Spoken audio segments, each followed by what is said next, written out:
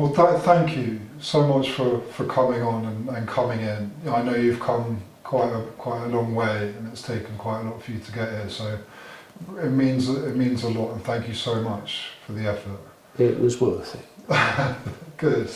I'm glad to hear that. Really, thank you. And you know, we've been shooting these podcasts for the last weeks, for the last months, and you know, I've been finding the best way to start is usually at the beginning. Can you talk a little bit about what led you into Gladstone's prior to coming into Gladstone's, where you were, what the experiences were prior to treatment? Well, prior to treatment, Gladstone's was the second lot. Yeah. I went into rehab before that, but it really all started when I was 16 and left school. That's when my first introduction to alcohol in a free and easy way was because the first job that I had was in a factory that bottled sherry, and that was my first introduction. And from that point on, alcohol played an important part in my life. And for over 35 years, I would say that now, with the benefit of sobriety and hindsight, I can say that I was drinking far too much for those years. But then for 12 years after that 35,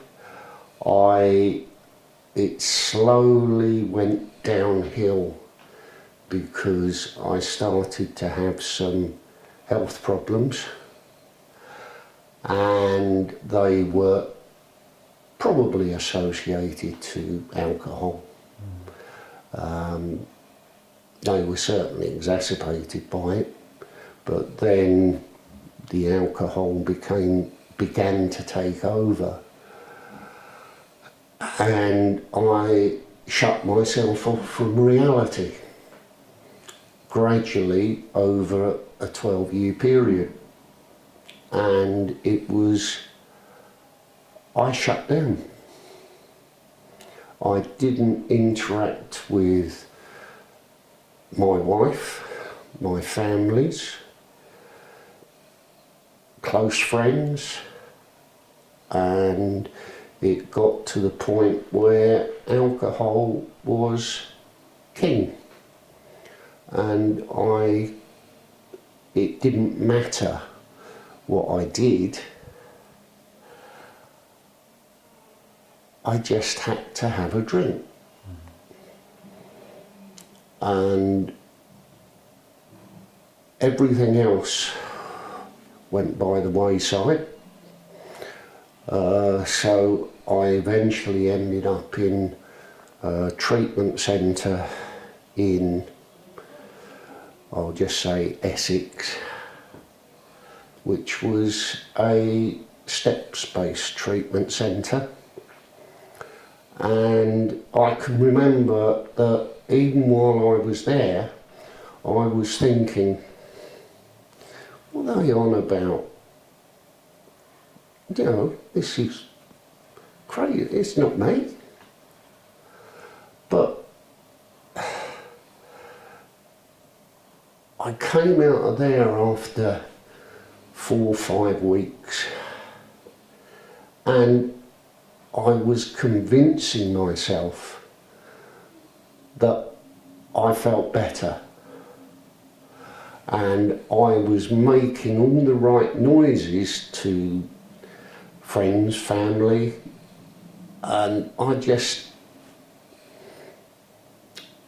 underneath, below the surface, I honestly believed that I was actually planning the relapse then. I didn't want to. I didn't want to go there. And then came, well, I'm not powerless over drink. I can have a couple. So that's what I started off doing. But then a couple led to a couple of bottles. And I was in a worse state than I had ever been. I knew my wife was leaving me. I knew exactly what was going on, and I'd ordered my life so that my wife would get everything that she wanted. And then I looked at me and I thought, I don't like what I've got left. It's not worth living for. If that's what I've got to look forward to, I don't want to.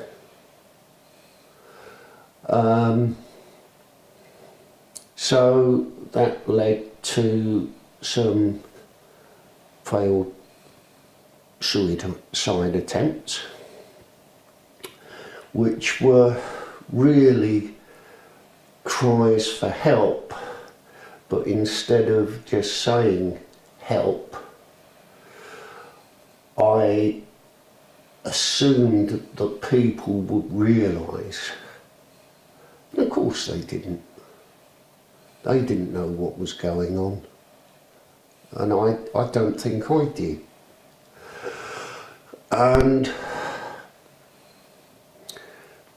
after having friends chasing me through the streets of the village where I live, on my mobility scooter all night now, but my wife left me, and I was just left there thinking I was right. I wasn't thinking I caused this, because of course I had.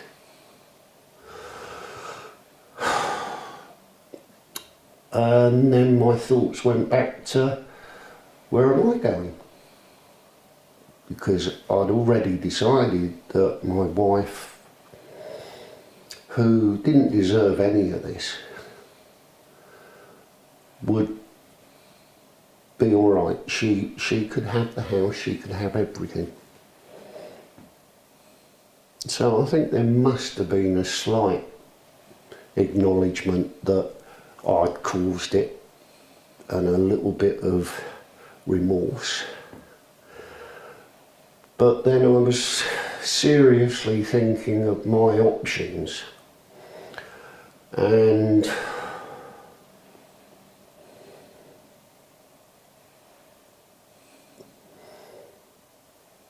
as I said, I didn't like them, and I just thought, well, all I've got is I've got to go and rent somewhere, and what a financial burden that's going to be.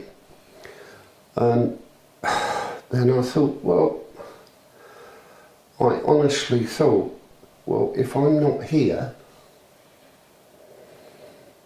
it's only going to cost $4,000 for a funeral. And that just gathered pace in my mind. And that then became, I've got to do it. Because that was the cheapest option that I thought. It was cheapest for me. And it would allow everyone else to get on with and do exactly what they wanted to do.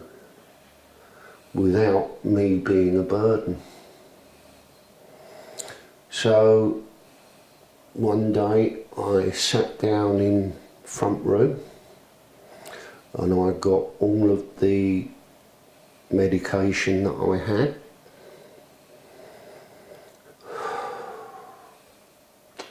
And I decided this was it. And I had a bottle of whiskey, which I really only started drinking whiskey in weeks prior to that, because before then it was just wine and that, but it just progressed.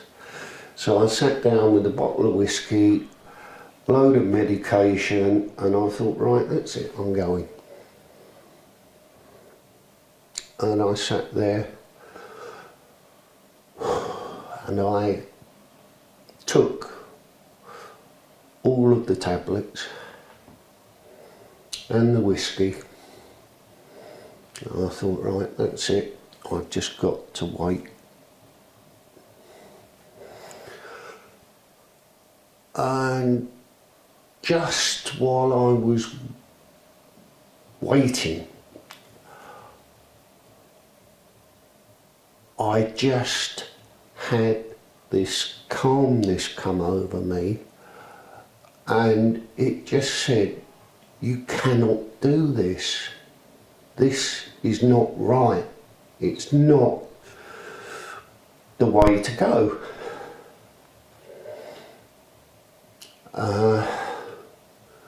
And at that point, I decided I've got to stop this. So I managed to phone for help. Unfortunately, I arrived and I didn't have the strength to get up and let them in. And I remember sitting there thinking, I've got to do this. I've got to. And I eventually managed to get to the front door just as the fire brigade arrived, ready to break the door down. So immediately I thought, oh, that's good, saved the door. But it was from that point that I decided that I've answered the question whether I want to live or die. I chose to live. None of the problems went away, and I spent, I don't know how long in hospital. And unfortunately, they didn't do anything to curtail the cravings. And I knew that I had to give up alcohol. And bless her, my wife picked me up from hospital when they discharged me. And the first thing I said to her was, will you drop me down the shop? I need to get a drink.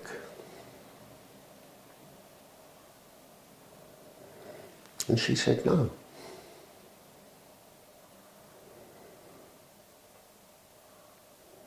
So my instant reaction was, okay, well, if you're not going to take me down there, I'll get down there somehow. And it just all came back. All of this voice inside that was just telling you that it was right. I knew it wasn't. And it took me 2 or 3 days to finally be able to say, I need help, that concisely. Because until you admit that you need help like that, it's difficult for anyone to help you when you're in that situation, because you'll just shut them off. And I managed to say it, and within days my wife had, unbeknownst to me, already been researching, and she knew that a step treatment centre wouldn't work, and within days she had pulled me out of the car, literally pulled me out of the car at Gladstone's. And I remember thinking, when's the last I'll see of her? And you know what? I wouldn't have blamed her. What she's had to put up with, I wouldn't have blamed her. It took me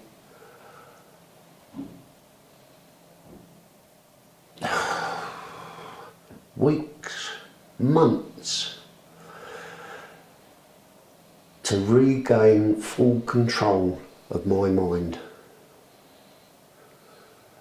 And I only have control of it for now, while I'm not complacent.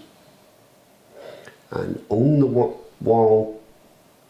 way through Gladstone's, they were extremely supportive.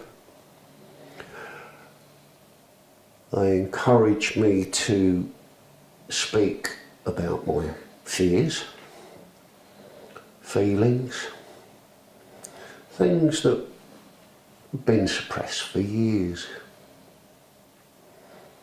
But they were things that I needed to talk about.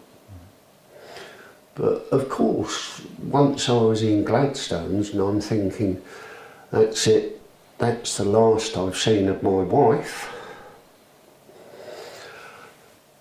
I then start worrying about where you're going to live. You're only here for 4 weeks. Fate. Gladstone's opened a secondary house. So after the treatment, I moved there. And from there, they got me a place in rehab. And I'm pleased to say that now, lots of months later, I'm still clean, I'm sober, and I don't want to drink. But I'm not complacent, because things will still crop up sometime. So I've got to keep up the work.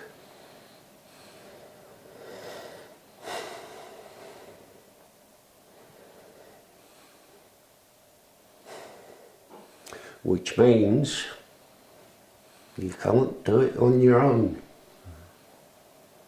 You have to learn to talk to people and trust them, but the right people.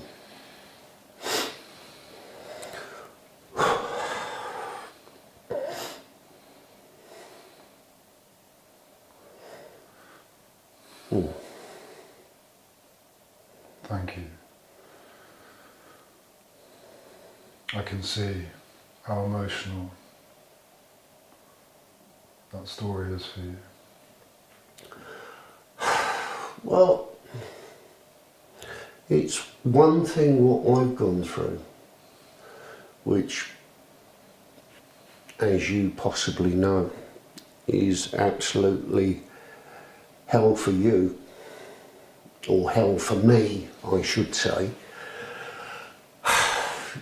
You've got to realise the pain that you're putting other people through, because they're going through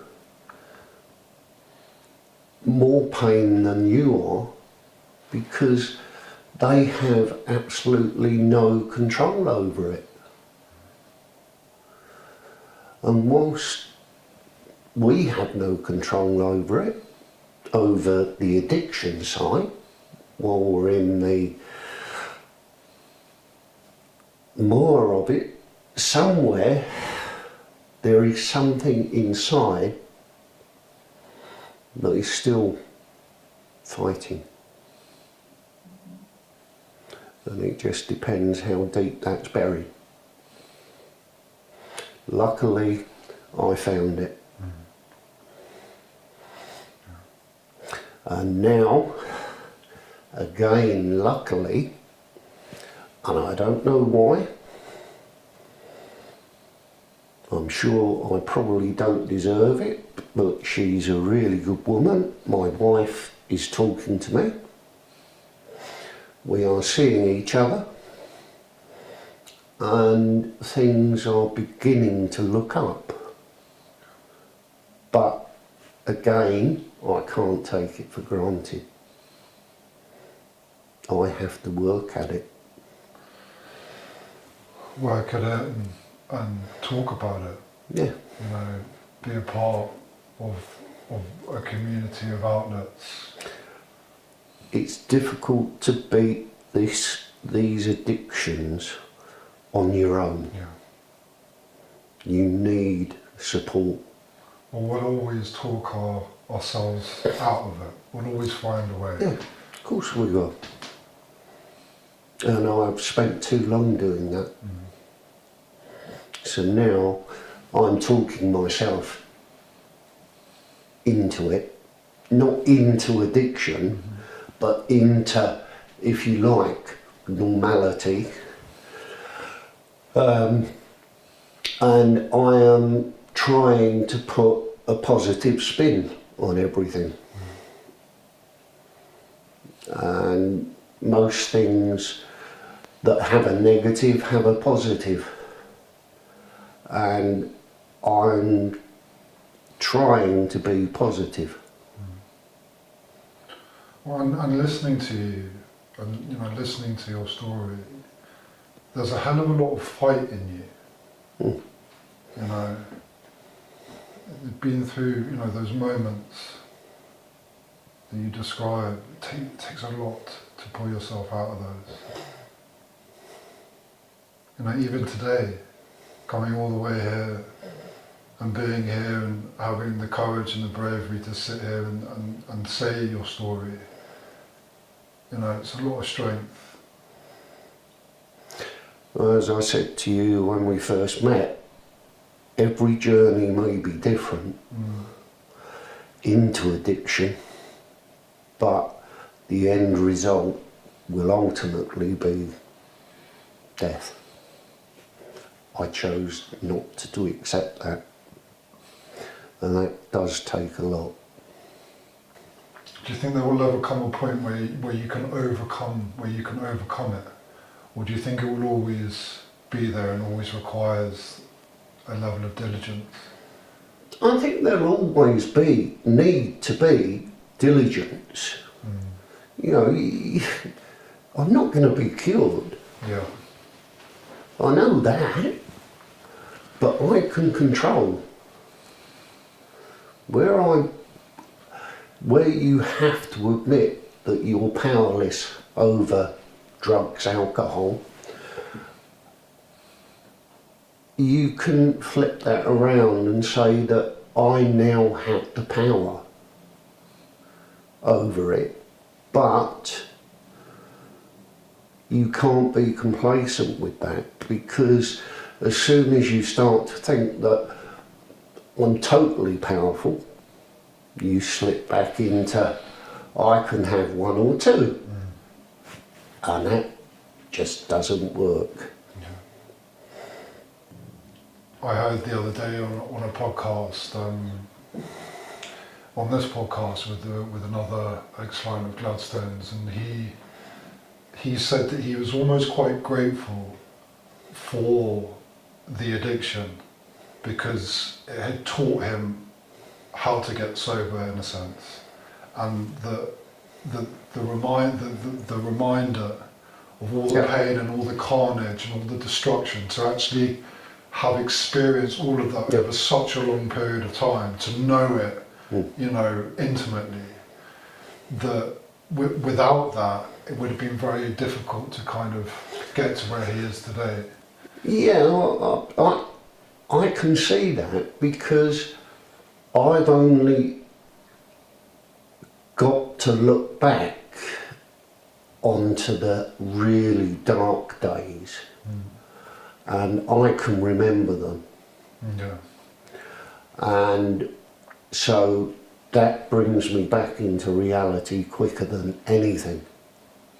And it reminds me that I've got to be vigilant. It's not something that I can just take for granted. Because you know exactly how bad it can go. Yeah, and how quickly. Yeah. It only takes one drink. Yeah. But because I know with me, it would be not one drink, it would be bottles. And I don't want that. And I don't think anyone does, but it's just difficult getting out of that addiction phase. well, and that's an excellent point. I think when you've kind of got yourself out of it and you're progressing and you've done the treatment and you've done a supported house and you've kind of started to get a bit of trust back from your family and your loved ones, and even within yourself, there's so much work that's gone into it. There's so much effort that's taken place, but to slip at that point, you know, when so much has been achieved, I think it can be so much more dangerous. The relapse can be so much more violent and aggressive because of the shame, and it's like, well, I can't do that again, I can't come back from that again. And that we often hear about the slips and the lapses at that point. Well, my stopping point is I can't have one drink because that will mean death. And I've answered that question. I don't want to die, and I answered that however many months ago. So I don't want to revisit that question. Yeah. So to stop getting back there, I've got to stay positive. Yeah. And what are you finding that's helping the most of being able to do that?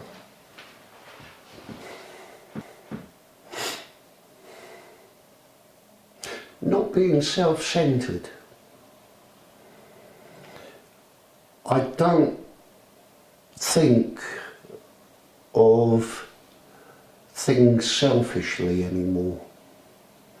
Addictions are very selfish. So I've tried to get rid of that, and hopefully I've succeeded. But again, it's the same with anything. You just can't lower your guard fully, because it doesn't take much. It takes a moment. One little lapse causes a relapse. And I'm not going there. And so, just for anybody listening that's listening to you and relates completely to how you're talking and what you're talking about, when those moments do arise, are there any tools or ways that you manage them? This is being totally honest. I can honestly say that I have not had any desire for a drink in the last however many months. Yeah. And that I can honestly say. And I think that is because I got to that literally trigger point where either the light was going to go on or off. And from that point, when I started receiving help at Gladstone's, I've lost the desire for a drink, which is what I've got to be very careful of, because it'll be back. Yeah. But I'm ready for it, which is why I cannot stop doing what I'm doing, which is fellowships, meetings, and talking to people. Yeah. You've got to have support of some sort, because you can't do it on your own. Tried it once, didn't work.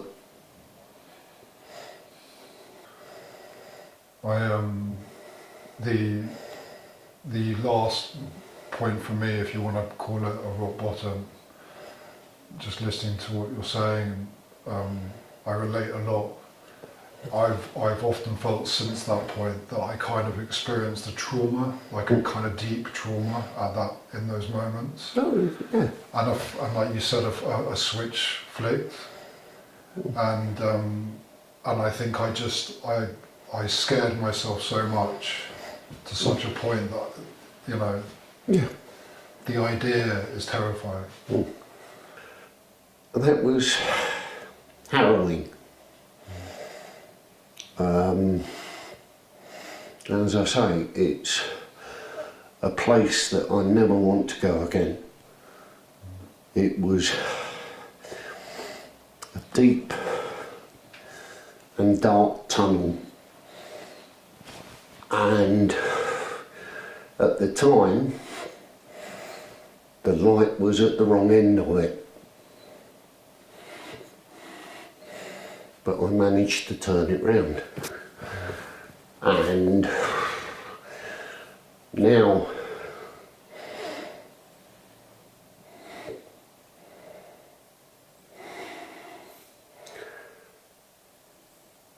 having had the benefit of treatment centre that worked, because I was in the right place at the right time, in the right frame of mind, and the support afterwards.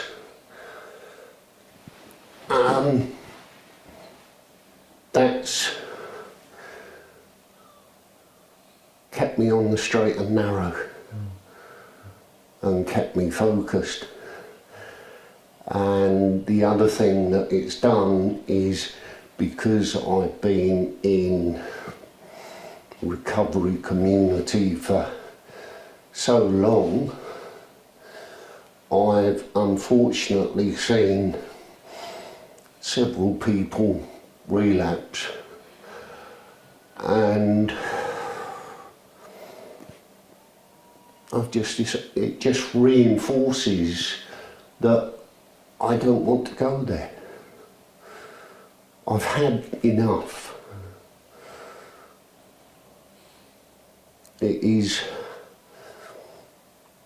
hard being an addict. It's even harder than being sober, because you spend all of your time thinking about one thing and how to get it. Too much effort.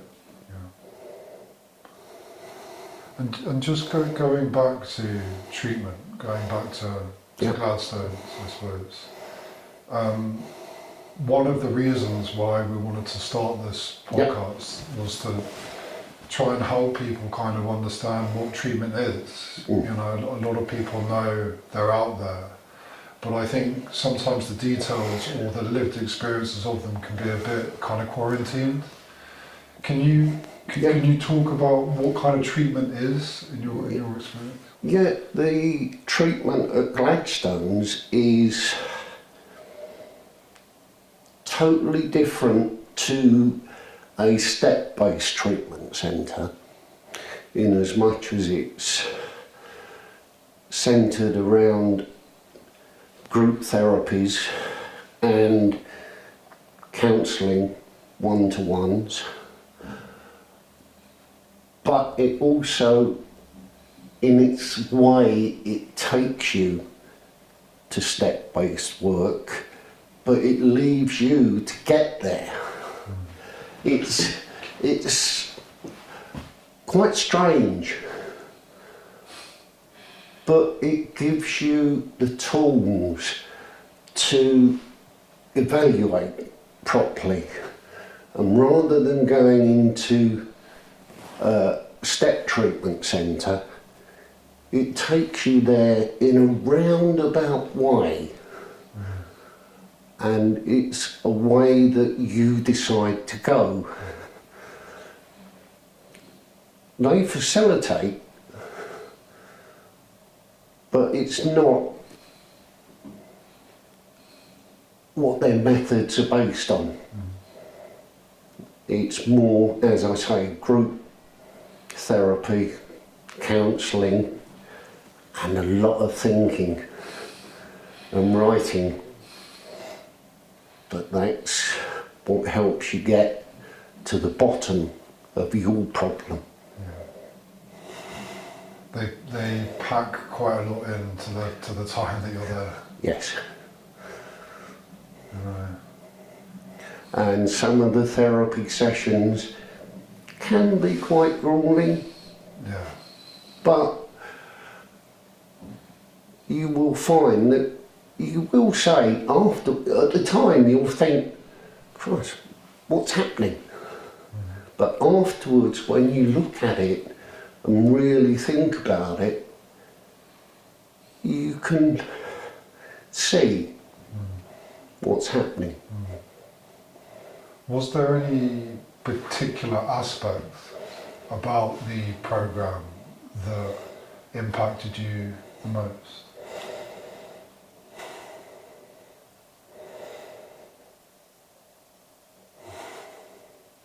Well, I think the whole of it makes you look at your life,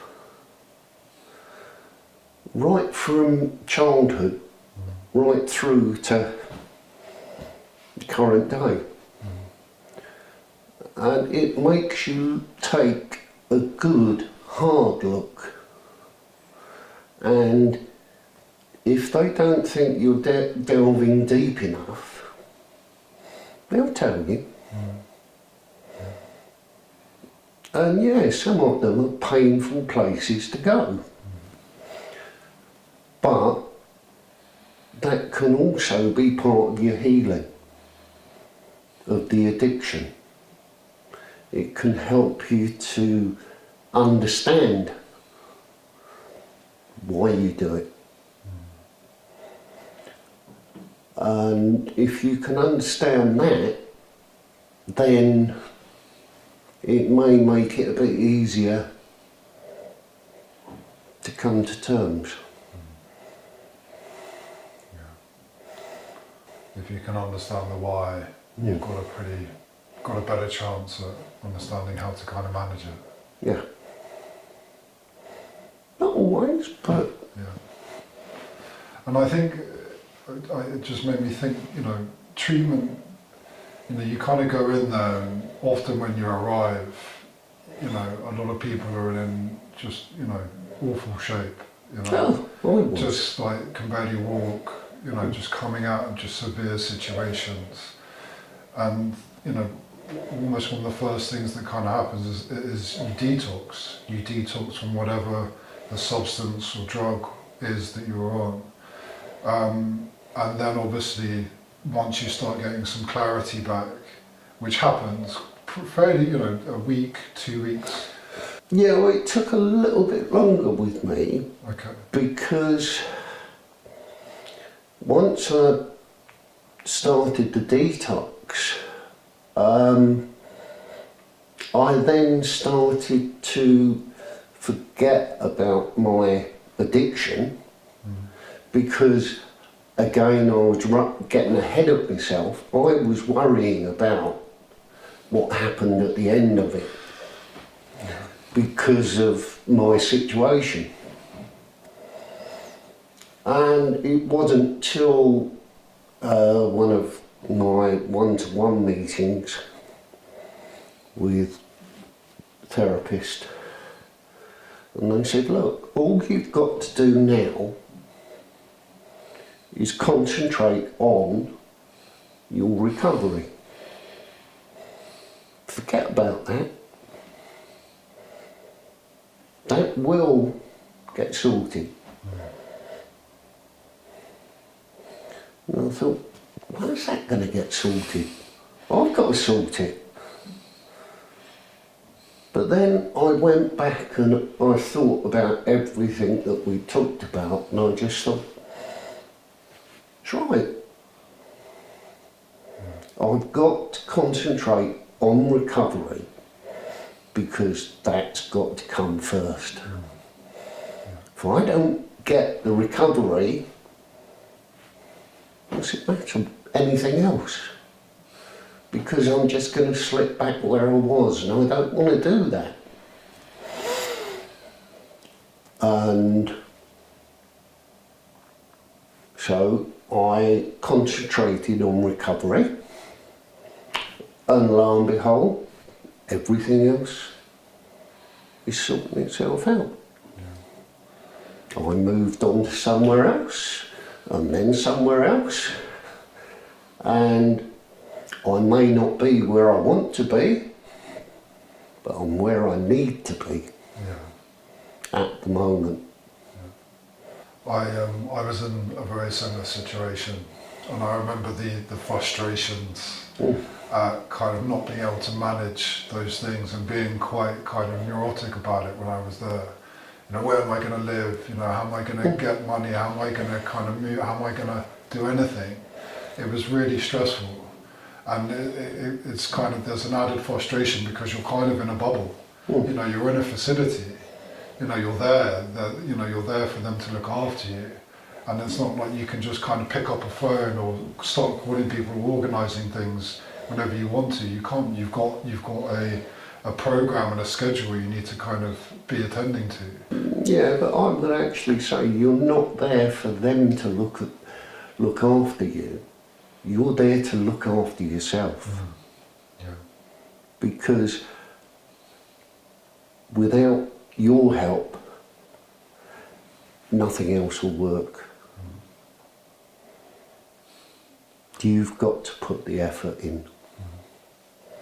And I think that there comes a point of clarity as well, where those things that we're kind of describing, where do I live, obviously they're important things to answer, but I think they can also serve as distractions.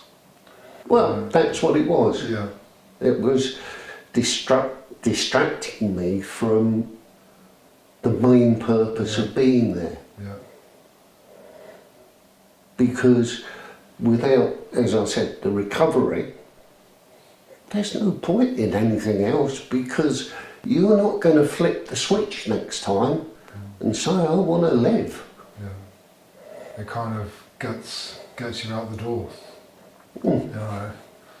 those distractions.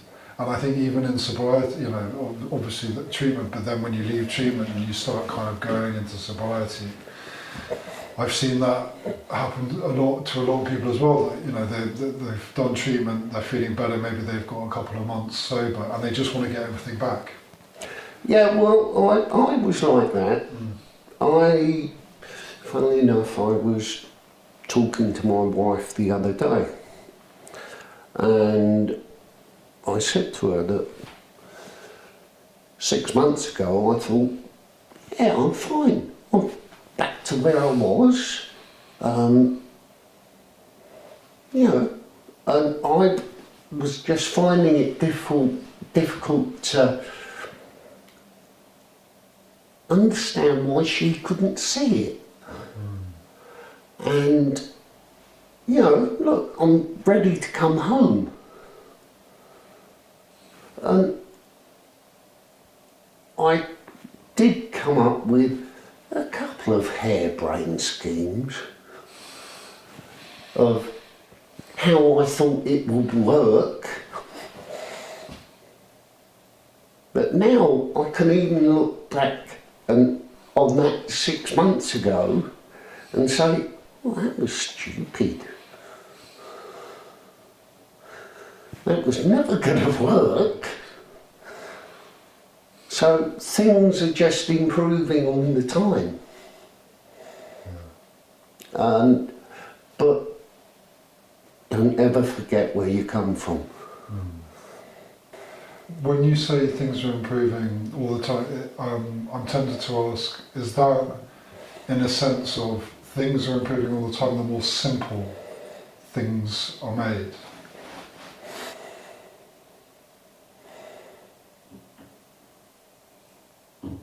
It's not necessarily simple, but I'm just finding it easier to deal with life now. Yeah.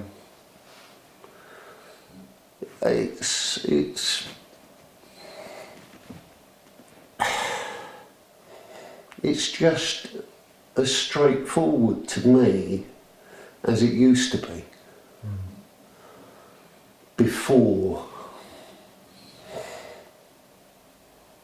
If I could remember what before addiction was, but no, I just feel in control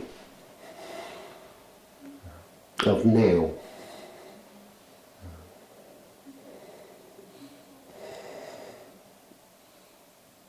It's difficult to explain. I think, like you said, everyone's journey is different, and I think everyone's kind of recovery in lots of ways is different. Yes. You know, how we get to the places we get to, there's no formula. It's not a straightforward illness. Yeah. And that's what it is. It's an illness. But unfortunately, it's one that you will never fully recover. You have to put some work in. Permanently. But I'm up for that. I think, like you said,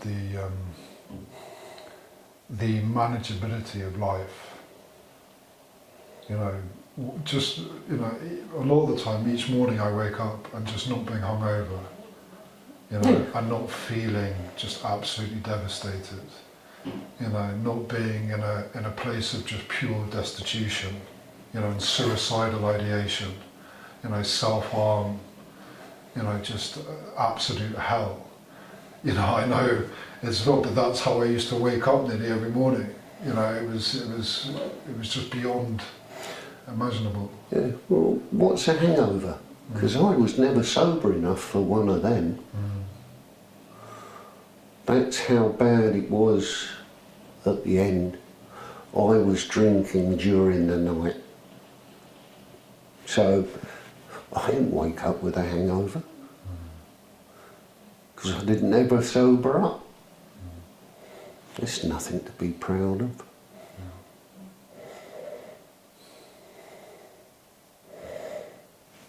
But I'm not the only one. Are there, I'm tempted to ask, what are the small kind of little details, I suppose, about each day that you really value at the moment?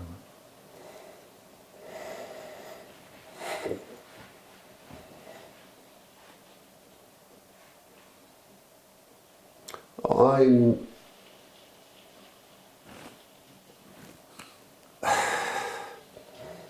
small things every day. Well, as you said, waking up with a clear head first. I'm grateful that I have got my wife that I can talk to, my family members, my friends. They will all talk to me now. I'm grateful for the people that I actually live with, who are fellow addicts in recovery. And I'm looking forward to hopefully resuming some sort of life as it was before. But that isn't in my control. So, but I'm not looking backwards because it's too dark. So therefore, if I'm not looking backwards, I've got to look forward to whatever that may bring. And things may change next week, next month, I don't know. But I'm determined that they won't change for the worse. And that's all I can say, really. It's one day at a time, and take it as it comes. Life on life's terms. I'm the one that's got to change, not other people. They're not the addict. They just put up with one.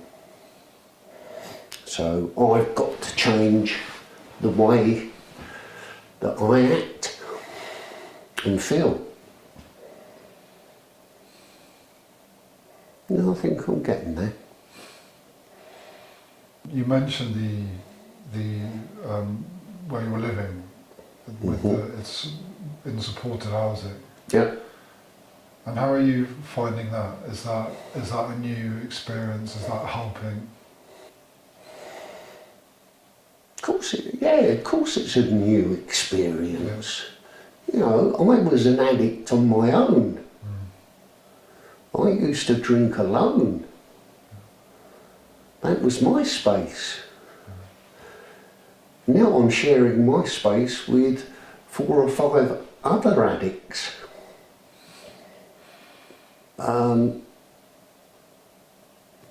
New experience, yes. Do I want to be there? No. Do I need to be there? Yes. Because it grounds me.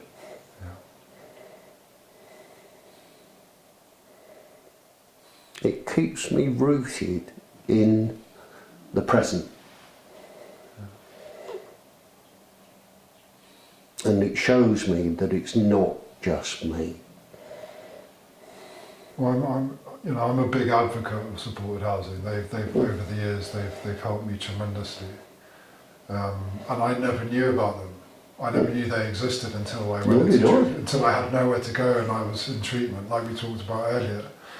But they're fantastic places, and you're right. They do. They teach, how to kind of engage with other people again.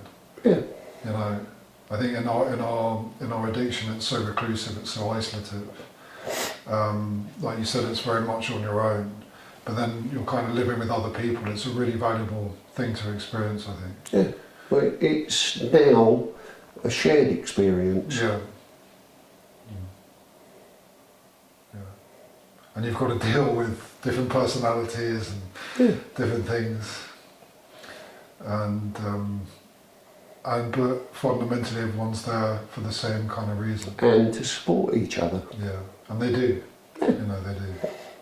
Yeah. You can have nightmares over the house being tidy or mess or stuff like that. But even that is good because you learn how to deal with confrontation. You know, even those little things. Yeah. Little responsibilities. It's what they call life. Yeah. Which, you know, used to make me turn to drink. Not now. Yeah. For anybody that's experiencing that place, that if you know that place, that darkness of addiction. Looking back, is there any advice do you think you could offer? Well, the best advice is to listen. But if you are truly in that dark place, you've got to search for yourself. Because I didn't listen to anyone.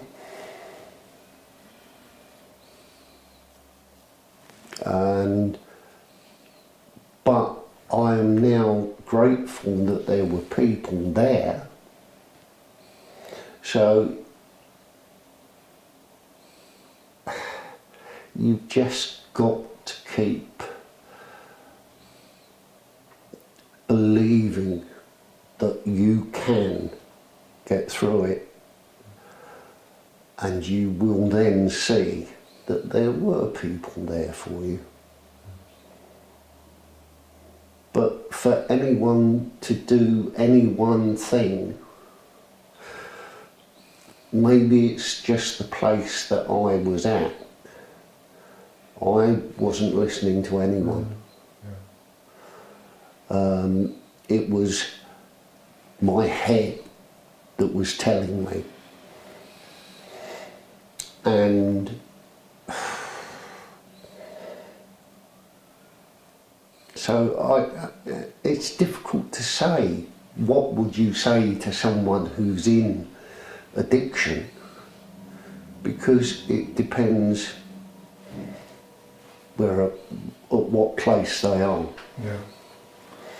Yeah, and knowing it ourselves, I think we kind of know that there probably really isn't anything you can really say until they decide to ask for help or make a change. Yeah, and you're the one that's got to ask for help. Yeah, and sadly it often takes something quite tragic to do that, to get to that place. Yeah. It does. I find it, you know, obviously it's frustrating, but you know, I do often think, you know, what could I have heard when I was in that place if I heard, you know, two people talking, you know, on a podcast, what would have got through to me?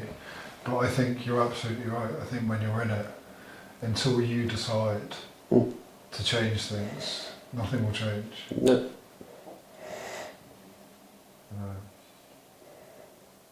No. And you've just got to say, I need help. Yeah. Yeah. I can't thank you enough for this. I can't thank you enough for coming on. It means a lot, really. Thank you so much.